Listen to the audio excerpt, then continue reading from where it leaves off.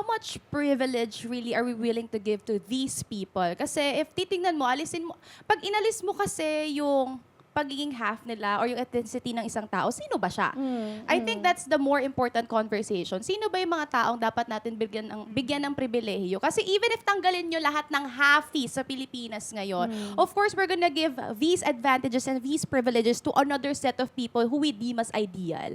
So kahit tanggalin mo naman yung mga Halfies na yan, kung nandun pa rin sa atin yung thinking na, mas maganda pag mas maputi, mas maganda pag mas matangos ang ilong, mas maganda kapag iba yung kulay ng mata. If we still have those thinking as Filipinos and we still think ourselves as parang lesser than those na merong ganong qualities, hindi pa rin magbabago yung landscape natin. So the thinking and the mindset change should start with us. Na dapat di natin sila pinuput into pedestal. Kasi same lang na tao yan di ba? Exactly. So wala tayo dapat basic standards of beauty, but rather what we should have is basic standards of decency. Ito bang mga taong binibigyan natin ng plataforma, ito bang mga taong binibigyan natin ng oportunidad are people who are willing to give us the same decency and respect.